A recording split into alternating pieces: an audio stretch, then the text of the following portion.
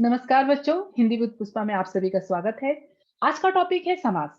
तो आज जो समास हम लोग पढ़ेंगे वो थोड़ा बड़ा टॉपिक है, इसलिए इसके लिए मैंने 2 या 3 पार्ट में बनाने की कोशिश करूंगी।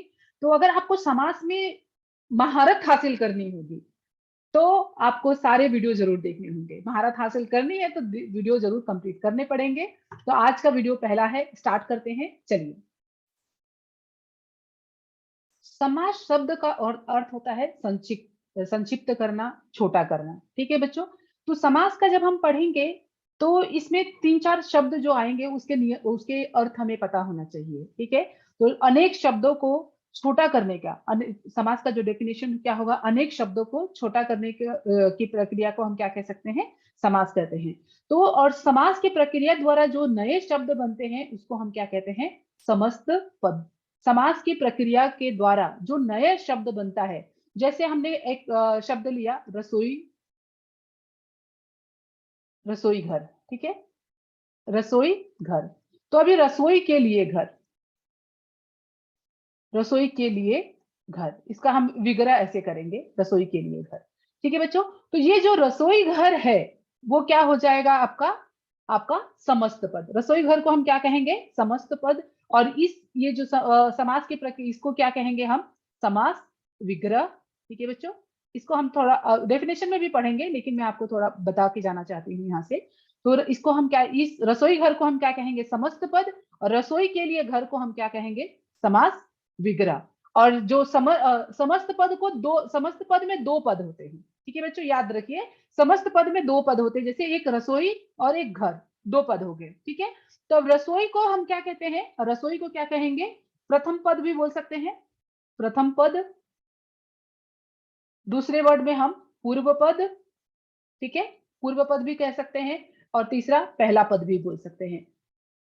ये तीनों मैंने इसलिए लिखा कि आप अगर टेक्स्ट बुक में अगर पढ़ने जाएंगे या फिर आपके क्लास टीचर पढ़ाएंगे, जो भी सब्जेक्ट टीचर पढ़ाएंगे, तो कौन से शब्द का इस्तेमाल कर रहे हैं, ये आपको, अगर तीनों में से कोई भी शब्द का इस्तेमाल करे तो आप समझ लीजिए तीनों का अर्थ क्या होता है, एक ही होता है। तो रसोई घर, तो रसोई क्या हो गया, प्रथम पद बोल सकते हैं, पूर्व पद बोल सकते हैं, पहला पद बोलते हैं। और ये दो दूसरा पद है, उसको हम क्या क्या कहते हैं, गौड़ पद कहते हैं। क्या कहते हैं, गौड़ पद कहते हैं। इंग्लिश में इसे हम सेकेंडरी भी बोल सकते हैं। आपको समझने के लिए बता रही हूँ, गौड़ पद या तो दूसरा पद बोल सकते हैं। ठीक है बच्चों, ये समझ में आ गया। तो समास में को समझने के लिए हमें 3-4 वर्ड होना चाहिए, जिसका मीनिंग आपको समझ में आना चाहिए। एक समस्त पद क्या होता है, जो समास की प्रक्रिया से बने नए शब्द को हम क्या कहते हैं, समस्त पद कहते हैं। और समास के जो अब शब्दों को, समस्त पद के शब्दों के अलग अलग करने की प्रक्रिया को हम क्या कहते हैं, समास विग्रह कहते हैं। और समास के अंदर 2 पद होते हैं, समास के अंदर 2 पद होते हैं। पूरा जो समास के टाइप से जो पढ़ेंगे हम लोग, उसके बारे में जब पढ़ेंगे तो खाली पूर्व पद, प्रथम पद, पहला पद, गौड़ पद, ये सारे शब्दों का इस्तेमाल करने वाले हैं। तो इसका अर्थ पूरा क्लियर होना चाहिए, तो ही हम इसे अच्छे से समझ पाएंगे। ठीक है बच्चों। अब हम इसका डेफिनेशन देखते हैं। ठीक है, कि समास का अर्थ क्या होता है। समास का तात्पर्य है संक्षिप्तीकरण। इसका शाब्दिक अर्थ, मतलब इसके शब्द का जो अर्थ है वो क्या होता है, शब्द का अर्थ जो होता है उसका छोटा रूप करना। जैसे हमने रसोई घर बोला, विद्या के लिए आलय बोला, पुस्तक के लिए आलय बोला, तो 3-4 शब्द, 2 से अधिक शब्दों का इस्तेमाल किया। तो 2 से जब अधिक शब्द आए और उन शब्दों को मिलाकर एक शब्द बनाना हो गया, आपका समास हो गया। ठीक है। तो 2 या 2 से अधिक शब्दों को मिलकर जो नया शब्द और छोटा शब्द बनता है, उस शब्द को हम क्या कहते हैं, समास कहते हैं। अब डेफिनेशन आपको बहुत अच्छे से समझ में आ रहा होगा, क्योंकि मैंने पहले ही ऊपर क्लियर कर दिया था। ठीक है बच्चों। दूसरे शब्दों में कहा जाए तो जहां पर कम से कम शब्दों में अधिक से अधिक अर्थ को प्रकट किया जाए, वो क्या कहलाता है, समास कहलाता है। समास रचना में 2 पद होते हैं, क्लियर, समझ में आ गया। समास रचना में कितने पद होते हैं, 2 पद होते हैं। पहले पद को पूर्व पद कहा जाता है और दूसरे पद को क्या कहा जाता है, उत्तर पद कहा जाता है। इन दोनों से जो नया शब्द बनता है, राइट बच्चों, इन दोनों से जो नया शब्द बनता है उसे हम क्या कहते हैं, समस्त पद कहते हैं। ठीक है। अब हम देखते हैं कि समास के नियमों से निर्मित शब्द को, जो समास के जो नियम है उससे निर्मित शब्द शब्द बनते हैं उसे हम क्या कहते हैं, समासिक शब्द कहते हैं। और इसे समासिक शब्द भी कहते हैं और इसे समस्त पद भी कहते हैं। मैंने ऊपर एक ही बताया था, समस्त पद बताया था, लेकिन इसे समासिक शब्द भी कहते हैं और समस्त पद भी कहते हैं, ये याद रखिएगा। और समास होने के बाद विभक्तियों के चिन्ह गायब हो जाते हैं। ठीक है, समास की प्रक्रिया जब हम करते हैं और समस्त पद बनाते हैं, तो जो बीच में हम जो शब्दों का इस्तेमाल किए रहते हैं, जैसे कि जैसे रसोई के लिए घर बताया हमने, तो के लिए शब्द जो है वो हट जाएंगे, सीधा रसोई घर हो जाएगा। जैसे राजपुत्र, राजा का पुत्र, तो क्या हो जाएगा, आपका का शब्द लुप्त हो जाएगा या हटा दिया जाएगा। ठीक है बच्चों, अभी हम देखते हैं नेक्स्ट, समास विग्रह किसे कहते हैं। समासिक शब्दों के बीच के संबंध को स्पष्ट करने को हम क्या कहते हैं, समास विग्रह कहते हैं। अभी मैंने आपको क्लियर किया था, जब ऊपर मैंने आपको पढ़ाया था तभी बताया था कि समासिक शब्दों को दूसरा नाम क्या है बच्चों, अभी अभी बताया मैंने, समासिक शब्द का समस्त पद। समस्त पद में कितने पद होते हैं, 2 पद होते हैं। कौन कौन से, पूर्व पद और उत्तर पद। तो अभी यहाँ पे क्या कहा जा रहा है, समासिक शब्दों के बीच के संबंध को स्पष्ट करने को समास विग्रह कहते हैं। ठीक है, बीच के संबंध मतलब जो हम हटा देते हैं, जो समास की प्रक्रिया के द्वारा नए शब्द बना देते हैं, तो बीच वाले जो शब्द है वो हट जाते हैं, तो उनको जब हम लिख देते हैं, उन शब्दों को हम बीच में लिख देते हैं, तो उस प्रक्रिया को हम क्या कहते हैं, समास विग्रह कहते हैं। ठीक है, तो समस्त पदों के अलग अलग पदों में लिख देना ही क्या हो जाएगा, आपका समास विग्रह हो जाएगा। और विग्रह के बाद समासिक शब्द गायब हो जाते हैं, अर्थात जब समस्त पद के सभी पद अलग अलग किए जाते हैं, तो उसे हम क्या कहते हैं, समास विग्रह कहते हैं। तो बच्चों, मैंने बहुत छोटे रूप में भी मैंने इसे बता दिया है आप लोगों को। अब देखिए बच्चों, समास के जो कितने हैं, समास के पूरे 6 भेद होते हैं। ठीक है, पूरे समास के 6 भेद होते हैं। कौन कौन से हैं आपके, अव्ययी भाव समास, तत्पुरुष समास, कर्मधारय समास, द्विगु समास, द्वंद्व समास और बहुव्रीहि समास। अभी बच्चों देखिए, कहीं कहीं पर आप हिंदी अगर पढ़ने चाहेंगे, कोई यूट्यूब पे ही वीडियो निकाल कर देखेंगे या फिर कुछ टेक्स्ट बुक में पढ़ेंगे, तो कहीं कहीं पर समास का जो उल्लेख मिलता है 4 भी मिलता है। लेकिन आपकी जो कक्षा में है, जैसे फर्स्ट से लेकर, फर्स्ट में तो समास है ही नहीं, कक्षा छठी, फोर्थ से, फिफ्थ से, सिक्स से समास स्टार्ट होता है, तो 6 से लेकर 10 तक का जो सिलेबस है उसके अंदर जो है समास है, वो उसमें हम कितना पढ़ते हैं, समास के 6 भेद होते हैं। फिर भी अगर आपके टीचर जो भी सिखाए आप उसे भी मानिए, ऐसा नहीं कि मैंने बता दिया 6 है तो 6 ही होते हैं, 4 भी कहीं कहीं पर भी मिलता है, उच्चारण वर्णित किया गया है। तो समास के 4 भी भेद होते हैं, लेकिन आपकी टेक्स्ट, आपके जो सिलेबस में है वो 6 भेद होते हैं, और इसके ऊपर आपकी जो टीचर पढ़ाए आप उसे भी मानिए। ठीक है बच्चों, तो कौन कौन से हो गए, अव्यय भाव, तत्पुरुष समास, कर्मधारय समास, द्विगु समास, द्वंद्व समास और बहुव्रीहि समास। तो बच्चों, इसका टॉपिक बहुत बड़ा हो जाएगा, इसलिए हर एक वीडियो में हम लोग क्या करेंगे, 2 समास के बारे में पढ़ेंगे और इस तरीके से हम इसका कंप्लीट करेंगे। ठीक है बच्चों,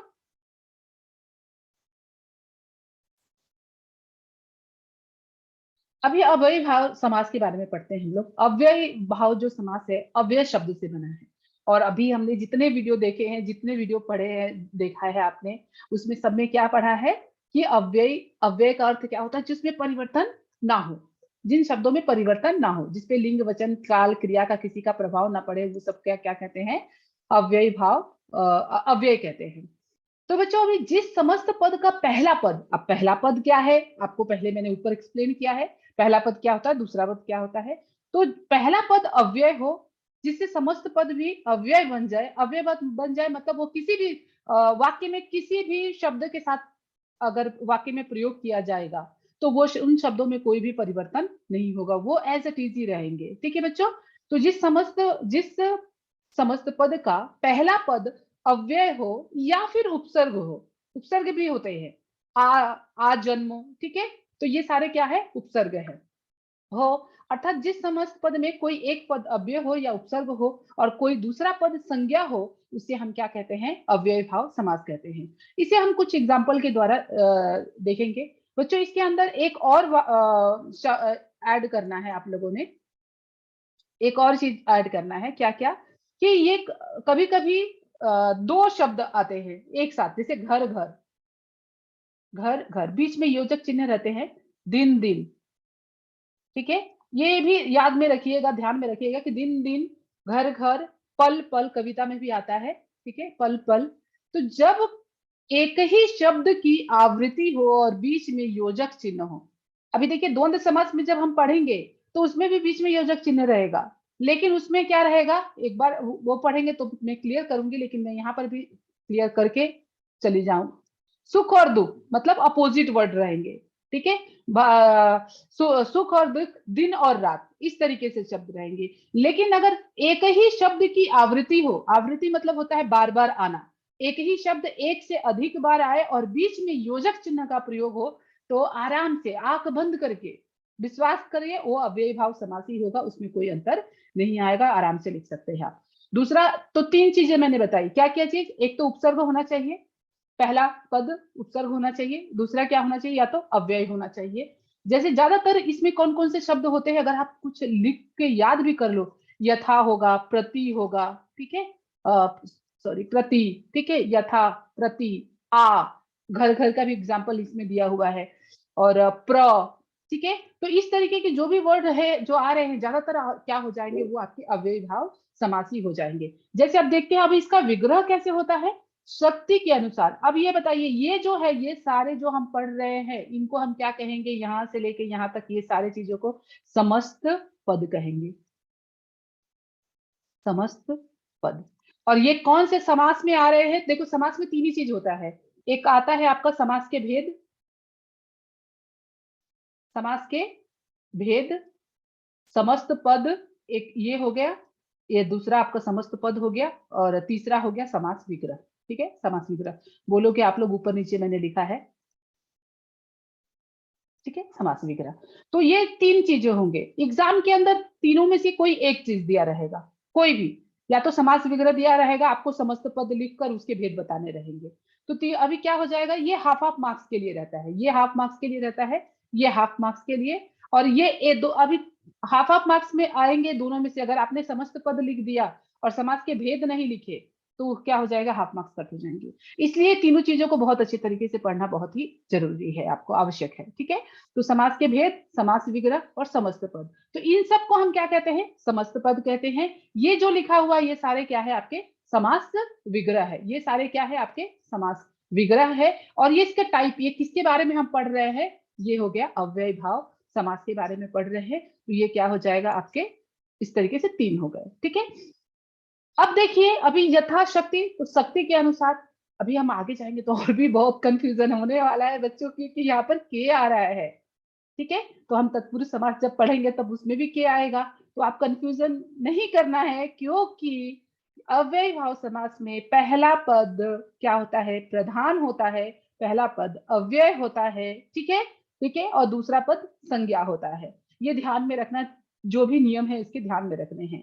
तो इसका विग्रह होगा यथाशक्ति, मतलब जितना शक्ति हो गया, यथा मतलब होता है जितना, ठीक है। तो यथाशक्ति, शक्ति के अनुसार, यथाक्रम, क्रम के अनुसार, प्रतिदिन, प्रत्येक दिन, और इसको हम दिन दिन भी लिखेंगे तो भी करेक्ट है बच्चों, इसको अगर हम दिन दिन लिखेंगे तो भी ये सही है, किसी ये कोई भी इसे गलत नहीं कर सकता है, दिन दिन भी सही है और प्रत्येक दिन भी सही है। और एक आता है रातों रात, रातों रात, तो रात ही रात में, रात रात भी लिख सकते हैं हम इसको, या रात ही रात में, इस तरीके से हम इसका विग्रह कर सकते हैं। तो ये भी क्या हो जाएगा, आपका अव्यय भाव समास ही होगा। अभी प्रति वर्ष, हर वर्ष और प्रत्येक वर्ष, ये भी लिख सकते हैं हम इसको, हर वर्ष और प्रत्येक वर्ष भी लिख सकते हैं। आजन्म, जन्म से लेकर, जितने ही जन्म हुए होंगे, जन्म से लेकर, ठीक है। आजन्म क्या है, आ यहाँ पर उपसर्ग है, तो ये घर घर, देखो जितने मैंने रूल्स बताए सभी का एक एक एग्जाम्पल दिया हुआ है यहाँ पर। तो आप लोग देखिए, घर घर का क्या हो जाएगा, विग्रह क्या होगा, प्रत्येक घर, कौन सा समास, अव्यय भाव समास। उम्मीद है बच्चों बहुत अच्छे से समझ में आ रहा होगा आप लोगों को समास। अगर समझ में आ रहा है तो आप मेरे चैनल को लाइक कीजिए, सब्सक्राइब कीजिए और शेयर कीजिए, और अगले क्लास में हम आगे के इसके पार्ट को पढ़ेंगे, ठीक है बच्चों। थैंक नमस्कार बच्चों, उम्मीद है आप सभी अच्छे से होंगे। चलिए हम चलते हैं अपने समास के अगले टॉपिक, अव्यय भाव समास हमने पिछले वीडियो में पढ़ा था, तो आज हम पढ़ेंगे तत्पुरुष समास के बारे में। चलिए बच्चों, हम तत्पुरुष समास के बारे में जानते हैं कि तत्पुरुष समास क्या होता है। वह समास जिसका उत्तर पद, अभी देखिए बच्चों, मैंने पिछला जो वीडियो बनाया था उसमें मैंने आपको दूसरे पद की बात की थी, दूसरे पद के लिए मैंने गौड़ पद का इस्तेमाल किया था, दूसरा पद बोला था, द्वितीय पद भी बोलते हैं, दूसरा पद भी बोलते हैं, और उत्तर पद भी बोलते हैं। जैसे पूर्व पद के साथ उत्तर पद आता है, जब पूर्व पद लिखते हैं तो उसका दूसरा भाग होता है उत्तर पद, पहला पद अगर बोलेंगे तो दूसरा पद। ठीक है बच्चों, इस तरीके से होता है, तो ये ध्यान में रखिए। और अंतिम या तो उत्तर पद या तो क्या होता है, अंतिम पद प्रधान होता है।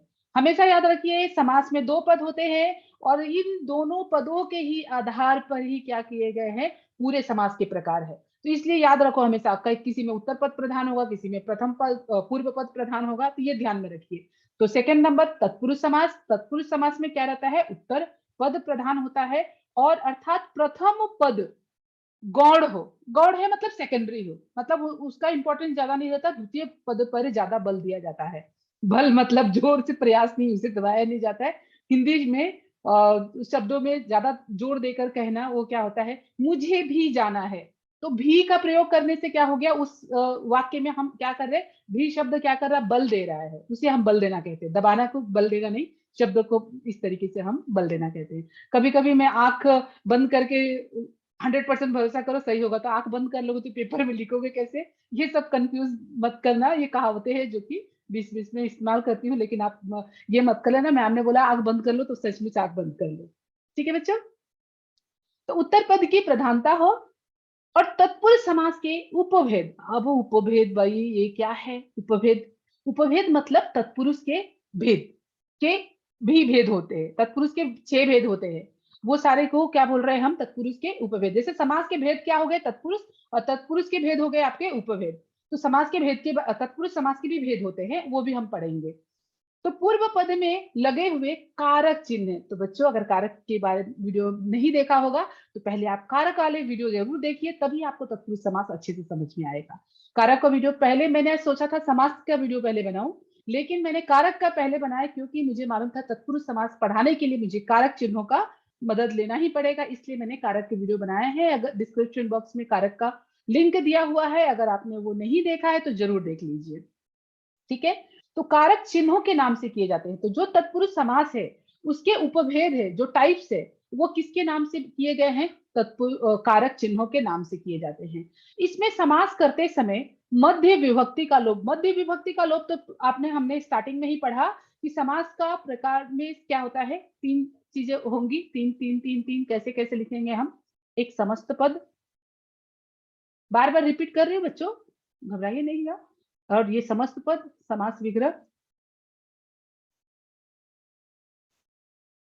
और ये हो गया समास के भेद, समास के भेद। ठीक है बच्चों, ये 3 चीज मैंने बताया था ना। हाँ, आपको समस्त पद दिया रहेगा, मान लीजिए एग्जाम में दिया हुआ है समस्त पद, यहाँ पर दिया हुआ है कमल नयन, समझ लीजिए कमल नयन यहाँ पर दिया हुआ है, तो आपको ये दोनों चीजें आपको लिखनी है। लेकिन बच्चों अगर ये एमसीक्यूज में आया तो यहाँ पे ये हाफ और ये हाफ, अगर दोनों में से कोई भी गलत अगर आपको कंफ्यूजन हुआ तो सीधे 0 मार्क्स में कन्वर्ट हो जाएंगे, कोई हाफ मार्क्स नहीं मिलने वाले हैं। लेकिन अगर आपको लिखना होगा, अगर विग्रह करके लिखना होगा, एमसीक्यूज में क्वेश्चन नहीं होंगे, विग्रह करके लिखना होगा, तो आपको मान लीजिए विग्रह सही है और समास के भेद गलत है, तो शायद टीचर को दया आ जाए तो शायद हाफ मार्क्स आपको दे दे वहां पर। ठीक है, इसे हमें तत्पुरुष समास कहते हैं। बच्चों में आपको एक एक वर्ड जो भी आ रहा है ऊपर में क्लियर करते चले जा रही हूँ, ताकि जो भी शब्दों का इस्तेमाल हो उससे कंफ्यूजन ना हो। इस समास में आने वाले कारक चिन्हों, कौन कौन से कारक के चिन्ह है, से, के लिए, से, का, के, की, को। अभी देखिए से 2 बार लिखा है, किसलिए 2 बार लिखा है, एक से करण कारक और एक से अपादान। ठीक है, का, के, की संबंध कारक। ठीक है, में और पर अधिकरण कारक। आदि का लोप हो जाता है, लोप हो जाना मतलब छुप जाता है, उसे हम क्या कहते हैं, आपका तत्पुरुष समास कहते हैं। तो तत्पुरुष समास में क्या होता है, उत्तर पद, पूरा डेफिनेशन अगर हो गया तो क्या हो जाएगा, उत्तर पद क्या होता है, प्रधान होता है। ठीक है बच्चों, उत्तर पद प्रधान होता है और बीच में क्या होते हैं, कारक चिन्हों का प्रयोग किया जाता है। और जब समस्त पद बनाते हैं तो कारक चिन्हों का लोप हो जाता है। ठीक है, क्लियर आप लोगों को। अब देखिए, कारक चिन्हों के आधार पर, कारक चिन्हों के आधार पर तत्पुरुष समास के 6 भेद होते हैं। कौन कौन से होते हैं, कर्म तत्पुरुष, एक मिनट, कर्म तत्पुरुष देख लीजिए, कर्म तत्पुरुष। अभी देखिए बोलेंगे मैम कर्ता कहाँ गया, तो कर्ता कारक कितने होते हैं? 8 भेद होते हैं, तो कर्ता से स्टार्ट होता है, तो कर्ता कारक को नहीं लेना है, लास्ट में होता है एक संबोधन कारक, ठीक है, संबोधन कारक। तो ये दोनों भी कारक को छोड़ देना है, ये दोनों कारक क्या होते हैं? आपके तत्पुरुष समास में नहीं आते हैं। बाकी के 6 हो गए, कर्म, करण, संप्रदान, आपादान और अधिकरण, ठीक है। तो ये जो भी हैं, इनके सारे के चिन्ह भी सेम रहेंगे, उसमें कुछ अंतर नहीं आने वाला, वो एज इट इज रहेंगे और उसी के आधार पर हमें तत्पुरुष समास के भेद किए गए हैं, ठीक है। तो अभी देखिए कर्म का में क्या है? कर्म तत्पुरुष, नेक्स्ट हो गया करण तत्पुरुष, से आएगा, कारण जहां पे बताएगा, संप्रदान के लिए, ठीक है बच्चों। अभी देखो आपका हो गया नेक्स्ट अपादान तत्पुरुष, कहा तुलना होगा अलग होने के अर्थ में, से और से। अगर ये आपको से में अंतर नहीं समझ में आ रहा है, यहाँ पे मैंने केवल लिख दिया है और कारक के वीडियो में मैंने बहुत अच्छे से एक्सप्लेन किया है। और नेक्स्ट है आपका संबंध तत्पुरुष, का के की बारे में बता रहा है, और लास्ट है आपका अधिकरण तत्पुरुष, में और पर। तो बच्चों एक चीज और ध्यान में रखिएगा कि आपको कहीं भेद नहीं पूछा जाता है एग्जाम के अंदर, भेद नहीं पूछा जाता है कि तत्पुरुष के भेद, लेकिन एमसीक्यूज क्वेश्चन में, एमसीक्यूज क्वेश्चन कुछ कॉम्पिटिटिव एग्जाम वगैरह देते हैं, तो वहां पर कहीं पूछ दिया जाता है कि कर्म तत्पुरुष, तो आप करण तत्पुरुष, अपादान तत्पुरुष, आप उस नाम को देखकर कंफ्यूज ना हो जाए कि मैम ने तो हमें ये पढ़ाया ही नहीं, ठीक है बच्चों। इसलिए मैंने उस चीज को क्लियर कर दिया है कि ये कारक चिन्हों के आधार पर तत्पुरुष के भेद किए जाते हैं और वो भेद 6 है। और कहीं कहीं पर नंग तत्पुरुष का भी भेद होता है जो 9 से स्टार्ट होता है। तो ये चीजें आपको मैं इसलिए नहीं बता रही क्योंकि आपके सिलेबस में है नहीं और बहुत ज्यादा कंफ्यूज करके मुझे आपको परेशान नहीं करना है, ठीक है बच्चों। उम्मीद है आप लोगों को बहुत अच्छे से समझ में आया। चलिए हम चलते हैं अभी आपका नेक्स्ट, इसको और हम कुछ और एग्जाम्पल के माध्यम से और अच्छे तरीके से समझेंगे, ठीक है। तत्पुरुष समास को, ग्राम गत, ग्राम को गया हुआ, ठीक है, ग्राम को गया हुआ मतलब ग्राम मतलब होता है गांव, ठीक है। माखन चोर, माखन को चुराने वाला, ठीक है। तो अभी देखिए बच्चों, मैं अगर ये इस समाज को मैं इसको मैं क्या करूंगी, जब बहुव्रीहि समाज पढ़ाऊंगी तो इसको दो तरीके से, विग्रह के ऊपर भी आपका डिपेंड होता है। अगर विग्रह आपने अगर अलग तरीके से कर दिए तो ये बहुव्रीहि समाज में भी चला जाएगा। तो मैं जब बहुव्रीहि समाज पढ़ाऊंगी, क्योंकि अभी अभी मैं बताऊंगी तो आप लोगों को समझ में नहीं आएगा इस चीज को, बहुव्रीहि के टाइम पर मैं आपको क्लियर करती हूँ, ठीक है। तो माखन को चुराने वाला, तभी ये देखिए यहाँ पर को आ गया, को आ गया, यहाँ पर से आ गया, शोक से ग्रस्त, विद्या के लिए आले, रसोई के लिए घर, नेत्र से हीन, पाप से मुक्त, देश से निकाला, राजा का पुत्र, गंगा का जल आप पर बीती, ठीक है बच्चों। अब ये देखिए, ये याद रखिए तत्पुरुष समास में ज्यादातर ये कारक चिन्ह बीच में होते हैं, ठीक है, और बीच में रहते हैं, और ये क्या करते हैं, दोनों शब्दों के बीच में क्या होता है, संबंध बताते हैं, कारक का काम करते हैं ये चीज, ठीक है। ग्राम को गया हुआ, माखन को चुराने वाला, मन से चाहा, तो ये सब क्या कर रहे हैं, संबंध स्थापित कर रहे, कारक के बारे में बता रहे हैं, इसलिए ये क्या हो जाएंगे, आपके सारे तत्पुरुष समास है। जहां पर भी बीच में ये कारक चिन्हों का प्रयोग देख रहे हो, आराम से टिक लगा दीजिए, तत्पुरुष समास ही होगा, ठीक है बच्चों। नेक्स्ट चलिए चलते हैं हम लोग नेक्स्ट में। नेक्स्ट है आपका कर्मधारय समास। कर्मधारय समास क्या होता है, जिसमें पहला पद विशेषण, अभी ये देखिए इसमें भी थोड़ा दो याद रखने की चीज रहेगी आपकी, पहला पद विशेषण हो और दूसरा पद विशेष्य है। एक हम शब्दों से समझते हैं, नीलकमल, नीलकमल, नील मतलब नीला होता है, नील मतलब नीला, तो नीला क्या है, विशेषण है। नीला शब्द आपको तो इतना तो पता है ना बच्चों, नीला क्या है, विशेषण, ठीक है। और कमल क्या हो जाएगा, विशेष, विशेष। और इतना याद रखिए, विशेष से क्या होते हैं, संज्ञा, विशेष से क्या होता है, संज्ञा, ये याद रखिएगा। तो ये हमेशा याद रखो कि कर्मधारय समास में विशेषण और दूसरा पहला पद विशेषण होगा और दूसरा पद विशेष्य होगा। ये पहला पॉइंट कर्मधारय का पहला पद पॉइंट ये रहेगा कि आपका पहला विशेषण दूसरा विशेष्य हो। दूसरा चीज क्या होता है, उपमान और उपमेय। अभी उपमान क्या होता है, खाने वाला उपमा क्या, नहीं बच्चों खाने वाला उपमा नहीं होता है यहाँ पर, ये उपमान और उपमेय। जैसे मैंने बोला चंद्र सा मुख, मतलब आपको उपाधि दिया ना मैंने, चंद्रमा जैसा आपका मुख, चंद्रमा जैसे आप सुंदर दिखते हैं, कमल नयन, कमल के समान आपका नयन है, ठीक है। तो अगर हम कभी तुलना करते हैं किसी चीज की उपाधि देते हैं, ठीक है, तो उस केस में क्या हो जाता है, ये कर्मधारय समास होता है। याद रखिए, पहला विशेषण और विशेष्य और दूसरा उपमा और उपमेय। दोनों का मैंने यहाँ पर एग्जाम्पल दिया है। नील कमल, नीला है जो कमल, और इसमें याद रखिए बीच में जो विग्रह करेंगे वो विग्रह में है जो आएगा ही आएगा। अभी ये है जो बहुव्रीहि में भी आता है, तो जो जो कंफ्यूजन वाले समास है मैं वो सब लास्ट में एक बार पूरा का पूरा क्लियर करने वाली हूँ कि बहुव्रीहि में क्या अंतर है और इसमें क्या अंतर है। तो ये है जो है अभी कर्मधारय है, नीला विशेषण है, और कमल क्या है, विशेष्य है। विशेष्य मतलब संज्ञा हो गया, ठीक है। तो नीला है जो कमल, तो ये क्या हो जाएगा आपका कर्मधारय समास। महान है जो पुरुष, महान भी क्या है, विशेषण है, ठीक है बच्चों। अब देखिए कुछ उपमेय और उपमान से युक्त पद अगर होते हैं तो हम क्या होता है वो भी हम एक बार देख लेते हैं।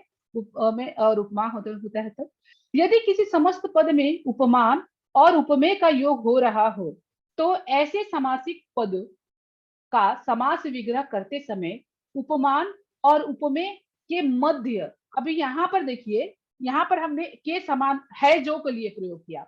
यहाँ का विग्रह हमने क्या किया, जब विशेषण और विशेष्य जब आएगा तो हमने बीच में क्या प्रयोग किया, है जो प्रयोग किया। लेकिन अगर अगर मैं किसी की उपाधि दे रही हूँ, किसी की तुलना कर रही हूँ, तुलना करने का मतलब क्या होता है, आप उसकी समान दिख रहे हैं, के समान, ठीक है, बोलते हैं ना चंद्रमुखी, तो उस तरीके से, तो क्या मुख किसके समान है, चंद्रमुखी के समान हम तुलना कर रहे हैं। सही सही है ना बच्चों। तो यहाँ पर जब क्या करेंगे तब उसके विग्रह में हम क्या करेंगे, है जो हटाकर हम वहां पर क्या लिख देंगे, के समान लिख देंगे। तो उम्मीद है बच्चे आप लोगों को समझ में आ रहा होगा, आ रहा है ना बच्चों।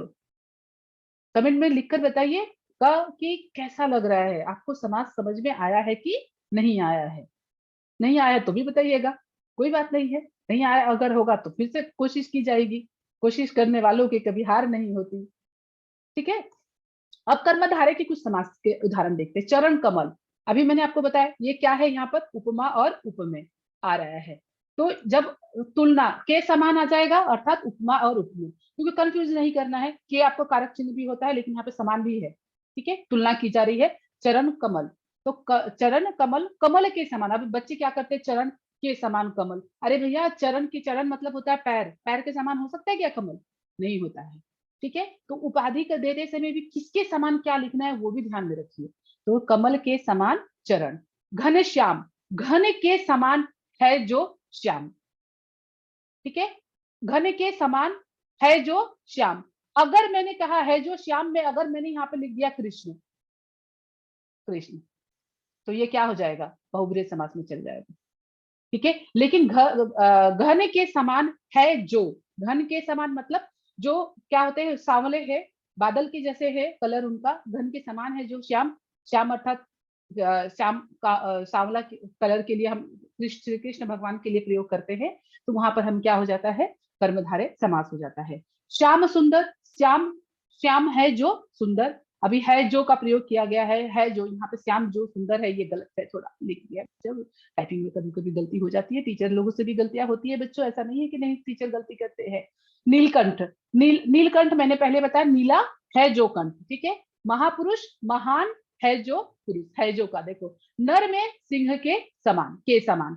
अभी कनक के समान लता, कनक मतलब होता है कनक के समान लता, लता मतलब होता है आपका फूल, कनक मीन सोना। नील कमल, नीला है जो कमल, है जो का इस्तेमाल। परमानंद, परम है जो आनंद, ठीक है, परम आनंद मतलब हो गया परम है जो आनंद। और सत्य जन का हो गया, क्या हो जाएगा, सच्चा है जो जन, सत्य है जो जन, सत्य मतलब होता है सच्चा, सत्य को हम ऐसे लिखते हैं सत्य, लास्ट वाला है ये आपका। फिर परमानंद। उम्मीद है बच्चों आप लोगों को बहुत अच्छे से समझ में आ गया होगा, समझ आ गया होगा। तो वीडियो बनाने में भी बहुत मेहनत लगता है, रिकॉर्ड करने के लिए भी लगता है मेहनत, तो थोड़ा ये कीजिए और वीडियो को लाइक कीजिए, शेयर कीजिए और सब्सक्राइब कीजिए। थैंक यू बच्चों।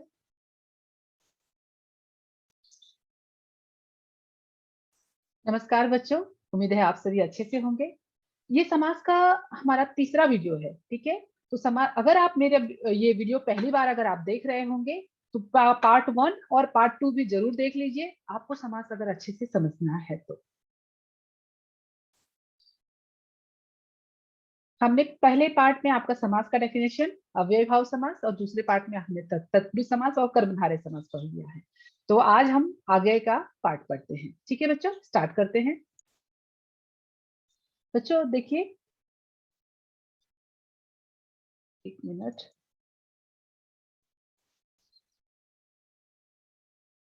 बच्चों अभी हम आज पढ़ेंगे द्विगु समास के बारे में। ठीक है, तो द्विगु समास के लिए पढ़ने के पहले हम लिखते कैसे, पहले हम ये देख लेते हैं इसको, क्योंकि देखिए ये वीडियो मैं बच्चों के लिए बना रही हूँ तो बच्चों के हिसाब से ही बनाऊंगी। अभी ये देखिए द्विगु कैसे है। अब मैंने पहले ही बताया था कि अगर हम इसको अलग करेंगे तो द हाफ होगा, और वो बच्चों देखिए द्विगु हम लिखते कैसे, पहले हम इसको जान लेते हैं कि द, आपको देखिए वर्ण विच्छेद में मैंने सिखाया था कि जो नीचे वर्ण लिखा रहता है वो हाफ रहता है, तो कहीं कहीं पर ये द्विगु ऐसे भी रहेगा, द के नीचे हल, और व क्या रहता है, पूरा रहता है। ठीक है, द्विगु, द्विगु।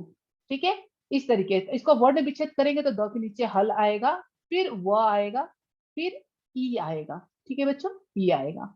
तो द्वि और गौ का जैसे रहता है सेम वैसे ही रहेगा द्विगु समास। तो ये ध्यान में रखिए, क्योंकि बच्चे बहुत गलती करते हैं, द्विगु और द्वंद्व में हमेशा कंफ्यूज हो जाते हैं कि द्विगु क्या है और द्वंद्व क्या है। नाम दो दो दो दो आता है तो इसलिए बच्चे कंफ्यूज हो जाते हैं इसमें। ठीक है बच्चों, तो जिस समास का एक पद संख्यावाचक विशेषण हो, कर्मधारय में भी हमने पढ़ा था क्या, कर्मधारय में पढ़ा था विशेषण और विशेष्य, लेकिन यहाँ पर विशेषण पढ़ रहे हैं, लेकिन कौन सा, 100% गारंटी है कि आपकी जो द्विगु समास है वो हमेशा संख्यावाचक शब्द से ही स्टार्ट होगा। ये याद रखिए, अगर आप उसको अगर संख्यावाचक पद से और समूह और समाहार शब्द का इस्तेमाल करते हैं तो वो सही ही होगा, वो गलत हो ही नहीं सकता है। तो इसका जो द्विगु समास का रूल है क्या कहता है, दो पद होते हैं, समस्त पद में दो पद होते हैं, प्रथम पद, पूर्व पद और उत्तर पद। पूर्व पद क्या होना चाहिए, संख्यावाची होना चाहिए। ठीक है, जैसे नवग्रह। ठीक है, तो हमेशा याद रखो चंद्र, अभी चंद्र नहीं आएगा यहाँ पर, चौरास्ता, चौराहा। ठीक है, त्रिकोण। तो कभी भी याद रखिए संख्यावाचक अगर शब्दों से स्टार्ट हो रहा है कोई, तो वो विशेषण अगर होता है तो वो क्या होगा, आपका संख्यावाचक विशेषण होगा, पूर्व पद प्रधान होगा, तो उसे हम द्विगु समास ही कहेंगे। अर्थात जिस समास का पूर्व पद संख्यावाचक वाची विशेषण हो उसे द्विगु समास कहते हैं। और इस समास में जो विग्रह करते हैं, उसमें हम क्या इस्तेमाल करते हैं, समूह या समाहार का बोध होता है, इस तरीके से हम उसका विग्रह करते हैं। अब देखते हैं इस शब्दों को कुछ एग्जाम्पल के जरिए हम समझने की कोशिश करते हैं। त्रिवेणी, त्रिवेणी, त्रि मतलब होता है तीन, त्रि मतलब होता है तीन। अगर मैंने हाथ दिखा दिया पांच तो आप बोलेंगे मैम पांच दिखा रहे, तीन बोल रहे। त्रि मतलब होता है तीन, तीन वेड़ियों का समूह। ठीक है, ये नदी, त्रिवेणी एक नदी का नाम है, तीन, जहाँ पे तीन नदियां क्या होती है, तीनों नदियों का संगम स्थान को बोलते हैं। गंगा जमुना सरस्वती जब तीनों एक साथ मिलती हैं तो उनको क्या बोलते हैं, त्रिवेणी भी कहते हैं। तो जहाँ पर तीन नदियां आके मिल रही है, ऐसा आपको अर्थ कोई नहीं पूछेगा बच्चों, ये चीज के लिए घबराओ मत कि मैम ने अर्थ बता दिया तो आपको अर्थ याद रखने की जरूरत है, बिल्कुल नहीं। ठीक है, आपको केवल त्रि याद रखना है, त्रि मतलब होता है तीन, त्रिवेणी। ठीक है, त्रिकोण, इस तरीके से तीन मतलब तीन होता है, और संख्यावाची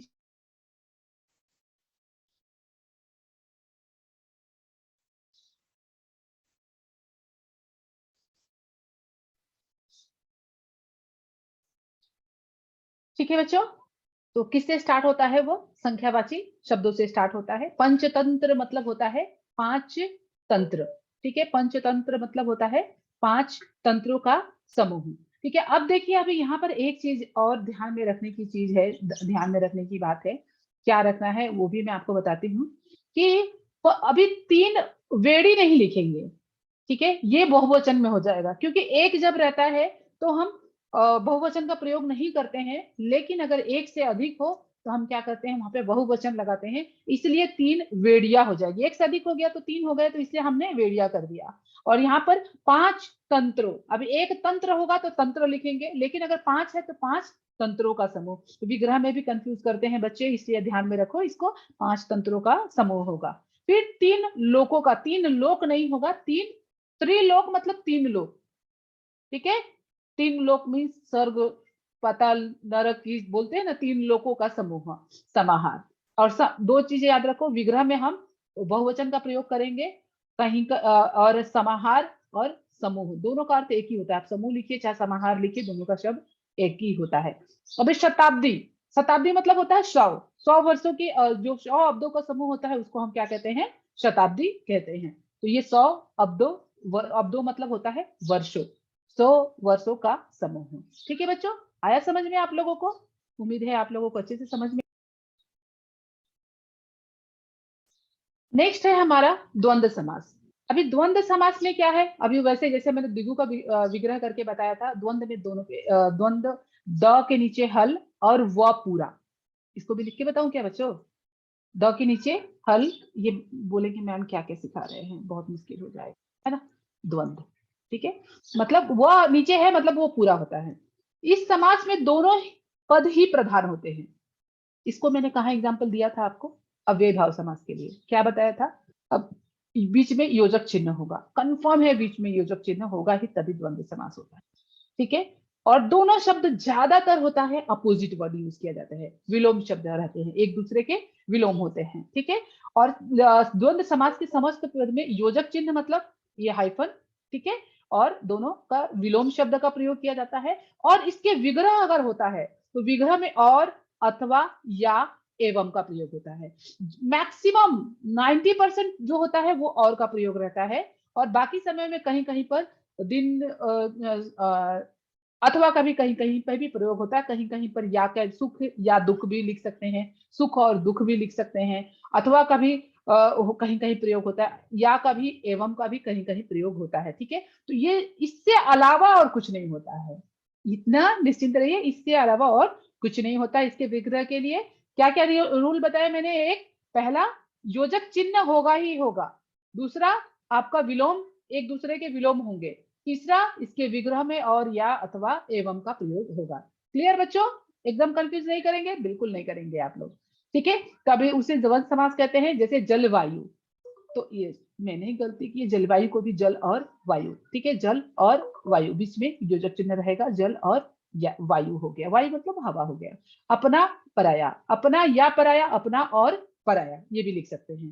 पाप और पुण्य, ठीक है, पाप या पुण्य भी लिख सकते हैं, और पाप और पुण्य भी लिख सकते हैं। राधा कृष्ण, राधा और कृष्ण, और राधा या कृष्ण भी लिख सकते हैं, ठीक है बच्चों।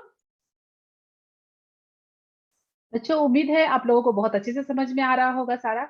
हमने पहले वीडियो में क्या पढ़ लिया था, समास क्या कहता है, समास कैसे कैसे बनता है, समास विग्रह क्या है, समस्त पद क्या है, और उस पे हमने पढ़ा था अव्ययभाव समास, ठीक है, अव्ययभाव हो गया। नेक्स्ट में हमने तत्पुरुष समास और कर्मधारय समास, आज हमने पढ़ लिया द्विगु समास और द्वंद्व समास। अब बचता है एक बहुब्रीहि समास। तो बहुब्रीहि समास के लिए आप सोचेंगे मैम एक समास के लिए आपने स्टॉप क्यों कर दिया, लेकिन बच्चों आपके लिए वीडियो बहुत बड़ा हो जाएगा, ठीक है। मैं तो 1 घंटे में पूरा का पूरा लेक्चर एक ही दिन में खत्म कर दूंगी, लेकिन आप लोगों के लिए समझना बहुत मुश्किल हो जाएगा। और बहुब्रीहि समास के साथ साथ हम क्या पढ़ेंगे, संधि और समास में क्या अंतर है वो भी पढ़ेंगे, कर्मधारय समास और बहुब्रीहि समास का भी अंतर पढ़ेंगे, और द्विगु समास में और इसमें द्विगु समास में और कर्मधारय समास में भी थोड़े अंतर कहीं कहीं एक जगह आ जाते हैं जैसे, उसका भी हम लोग अंतर पढ़ेंगे, ठीक है बच्चों। तो थोड़ा कष्ट कीजिएगा, वीडियो अगर अच्छा लगे तो नीचे आपको दिख रहा है लाइक बटन, उसे जरूर दबा दीजिए, सब्सक्राइब कीजिए और शेयर कीजिए। Thank you. नमस्कार बच्चों, स्वागत है फिर से आपको आपका हिंदी विद पुष्पा में। आज ये समास का लास्ट पार्ट है, ठीक है बच्चों। इसके बाद उम्मीद है आपका समास के लिए कोई भी परेशानी नहीं होगी। तो चलिए हम चलते हैं बहुब्रीहि समास की तरफ,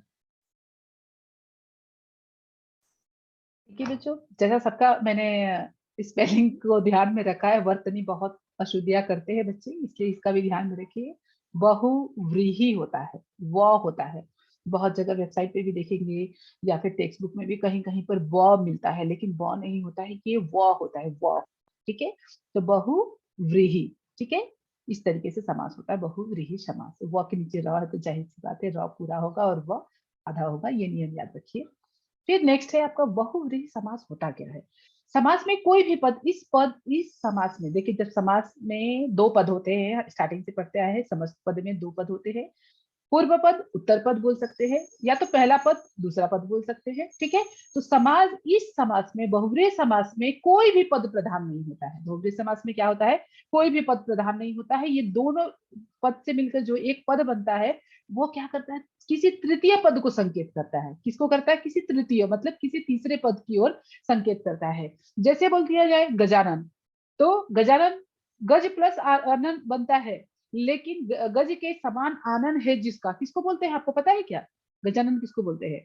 गणपति के लिए बोलते हैं, गणेश जी के लिए बोलते हैं। ठीक है, तो जब दो पद मिलकर किसी तीसरे पद का कार्य बनाते हैं तो तीसरा पद ही प्रधान होता है। तीसरा पद ही प्रधान होता है। वो जो दोनों पद लिख कर रखे हैं वहां पर, वो पद प्रधान ना होकर किसी तीसरा पद प्रधान होता है। और इसका विग्रह करने पर वाला शब्द का प्रयोग करते हैं।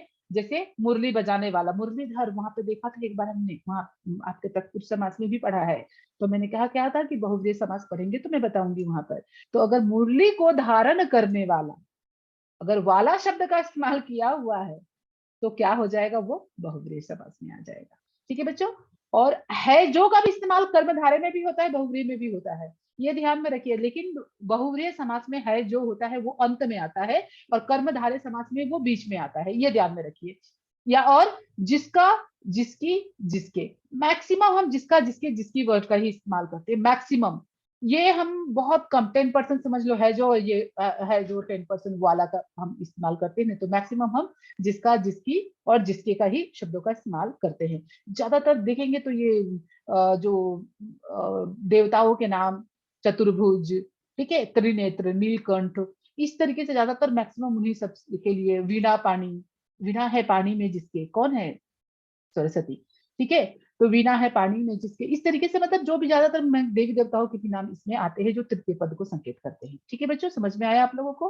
मुझे उम्मीद है आ रहा है समझ में। अब देखते हैं इसका विग्रह क्या है।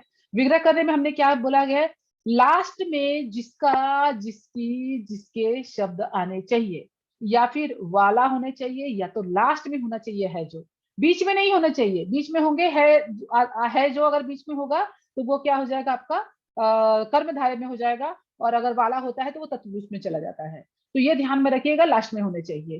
तो गज का आनन है जिसका, गज का आनन, या तो गज के समान आनन है जिसका, इसका दो तरीके से भी हम लोग कर सकते हैं। ये का आनन है, इसकी जगह के समान है, गज के समान आनन है जिसका। आनन मतलब होता है भुजन, मुख, सॉरी मुख होता है आनन, मतलब गज के समान आनन है जिसका। ये दो इस तरीके से भी हम इस्तेमाल करते हैं। वो कौन हो गया, गणेश हो गया। त्रिनेत्र, तीन नेत्र है जिसके। अब ये देखिए बच्चों, ये हम किस में लिख सकते थे, द्विगु समास। द्विगु समास में क्या होता था, संख्यावाची। तो त्रिनेत्र दोनों में लिख सकते हैं। ये आपका पूरी तरीके से डिपेंड होता है विग्रह के ऊपर। हमेशा जोर दीजिए विग्रह के ऊपर। विग्रह आप किस तरीके से करते, अगर हमने इसका लिख दिया तीन नेत्रों का समूह, तो किस में आ जाएगा, वो द्विगु में हो जाएगा। लेकिन ये जाते ज्यादातर हम किसके लिए बोलते हैं, शंकर, शिव, भोले बाबा, ठीक है, उनके लिए इस्तेमाल करते हैं। तो अगर हम उनका विग्रह लग दिए, तीन नेत्र है जिसके, ठीक है, किसके है, और ये नाम लिखना यहाँ अनिवार्य है। इसके बगैर आपका बहुव्रीहि समास पूरा नहीं होता है, इस बात को हमेशा ध्यान में रखिए। ठीक है, और नेक्स्ट हो गया नीलकंठ। तो नीला है कंठ जिसका। अब इसको देखिए, मैं आपको एक्सप्लेन करते करते क्यों जा रही हूँ, क्योंकि आपको नीचे पे पढ़ाने वाली हूँ क्या, बहुव्रीहि और कर्मधारय, लेकिन आ रहे एग्जाम्पल तो उसको भी एक्सप्लेन कर देती हूँ। अभी इसको अगर मैंने कर दिया नीला है कंठ, नीलाकंठ नीलाकंठ भी लिख सकते हैं। तो इसमें विशेषण और विशेष्य का संबंध हो गया। ठीक है, नीला है जो कंठ, इसका विग्रह भी हम कर सकते हैं। नीला है जो कंठ, तो किस में चला जाएगा, वो कर्मधारय। देखिए मैं आपको लिख के बताती हूँ, आप अपनी नोटबुक में लिख कर रखिए। नीला, एक आध जो बोलते हैं है, इस तरीके के एग्जाम्पल आ जाते हैं जिस जहां पे बच्चों को कंफ्यूजन हो जाता है। तो नीला है जो कंठ, ठीक है जो जब बीच में आ गया, और तब ये क्या हो जाएगा, कर्मधारय समास। ठीक है, कर्मधारय समास। और अगर नीला है कंठ जिसका, जिसका को हम अंत में लग दिए और यहाँ पे लिख दिए शिव, तब क्या हो जाएगा, ये बहुव्रीहि समास। तो अभी देखिए सारे कंफ्यूजन वाले वर्ड उठा लिए थे जहां पे कंफ्यूजन हो सकता है आपको, और उसी को मैंने आपको एक्सप्लेन करके दिया है। तो अब मुझे नहीं लगता है कि आपको अब बहुव्रीहि समास में और इसमें कुछ परेशानी होगी। अभी कर्मधारय समास और बहुब्रीहि समास में क्या अंतर है मैंने ऊपर भी एक्सप्लेन किया। अब मैंने इसको लिख कर दिया है, आप इसे नोटबुक में लिख कर रखिए कि कर्मधारय समास में क्या होता है, एक पद विशेषण और विशेष पद विशेषण और दूसरा क्या होता है उपमान भी होता है, और दूसरा पद विशेष और उपमेय होता है। ठीक है, इसमें शब्दार्थ प्रधान होता है। कर्मधारय समास में दूसरा पद प्रधान होता है, पहला पद विशेष्य के विशेषण का कार्य करता है। इतना कंफ्यूज करने के लिए आपको जरूरत नहीं है, सब पढ़ने के लिए मैंने जो बताया है ऊपर उतना आप पढ़ लेंगे, वो बहुत है आपके नोटबुक में नोट्स बनाने के लिए। ठीक है, लेकिन आपको जो समझाया मुझे उम्मीद है आप बहुत अच्छे से समझ में आ गया होगा। जैसे पहला पद, अभी देखिए विशेषण ये हो गया और ये विशेष्य हो गया, इसी तरीके से समझ सकते हैं इसको, विशेषण ये है और ये क्या है आपका विशेष्य है। तो नीलकंठ, नीला कंठ, फिर नीला है कंठ जिसका कर देंगे तो क्या हो जाएगा, वो आपका किसकी ओर संकेत कर रहा है, शिव की ओर, तब क्या हो जाएगा, वो बहुव्रीहि समास में हो जाएगा। ठीक है बच्चों, उम्मीद है समझ में आ गया होगा इन दोनों में क्या अंतर है। अभी नेक्स्ट देखते हैं हम द्विगु समास और बहुव्रीहि समास में क्या होता है। द्विगु समास का भी मैंने एक एग्जांपल दिया था ऊपर, क्या दिया था, त्रिवेणी नहीं, त्रिनेत्र। ठीक है, तीन नेत्रों का समूह भी बोल सकते हो, और तीन नेत्रों का तीन नेत्र है जिसके किसके है, शंकर के है, तो वहां पर हमारा क्या आ जाता है, द्विगु सॉरी आपका बहुव्रीहि समास। ठीक है बच्चों, अब हम देखते हैं कि और एक आध एग्जाम्पल को, चतुर्भुज। अब ये देखिए द्विगु समास में पहला पद संख्यावाची विशेषण होता है और दूसरा पद विशेष्य होता है, जबकि बहुव्रीहि समास में समस्त पद ही विशेषण का, पूरे विशेषण का कार्य करता है। अभी जैसे बोले चतुर्भुज, तो चतुर्भुज पूरा विशेषण का कार्य करेगा तो क्या होगा, चार भुजाएं है जिसकी, चार भुजाएं है जिसकी।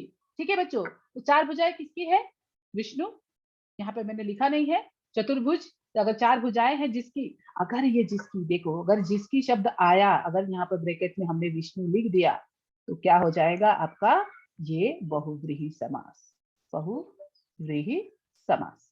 ठीक है, और चार भुजाओं का समूह लिख दिया तो ये क्या हो जाएगा आपका, द्विगु, द्विगु समास। ठीक है बच्चों, कंफ्यूजन नहीं होगा, मुझे उम्मीद है बहुत अच्छे से क्लियर हो गया होगा।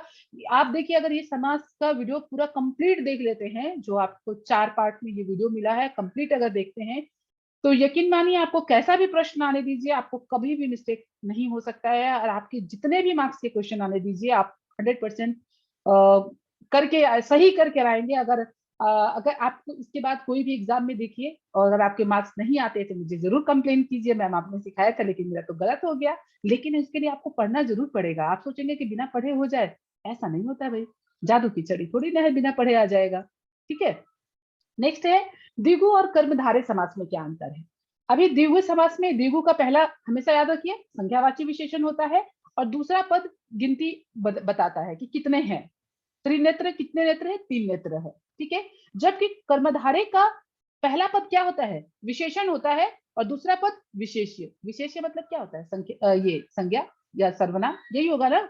लेकिन यहाँ पर संख्यावाचक कभी नहीं हो सकता, दूसरा पद संख्यावाचक कभी नहीं हो सकता, समूह समाहार कभी नहीं हो सकता है, पहला एग्जाम्पल। दूसरा है द्विगु का पहला पद ही विशेषण बनकर प्रयोग में आता है, जबकि कर्मधारय में कोई भी पद दूसरे पद का विशेषण हो सकता है। दूसरे पद का कोई भी पद क्या हो सकता है, विशेषण हो सकता है। जैसे अगर नवरात्र, तो नौ रात्रों का समूह, नौ रातों का समूह, रात, और इसका दूसरे शब्दों में हम कैसे लिख सकते हैं, नवरात्रि में ये आपका नवरात्रों का समूह हो गया। ठीक है बच्चों, अभी हम नेक्स्ट देखते हैं कि क्या है। अभी सारे के सारे एग्जाम्पल खत्म हो चुके हैं। उम्मीद है आप लोगों को पूरा समझ में आ गया होगा। अगर आपको कुछ डाउट होगा तो आप जरूर कमेंट में लिखकर बताइए कि कौन से टॉपिक को आपको समझ में नहीं आया है, तो मैं और भी ज्यादा एग्जाम्पल के साथ आपको सॉल्व करने की कोशिश करूंगी। ठीक है बच्चों, समझ में आया होगा तो वीडियो को लाइक जरूर कीजिए, शेयर कीजिए, सब्सक्राइब कीजिए।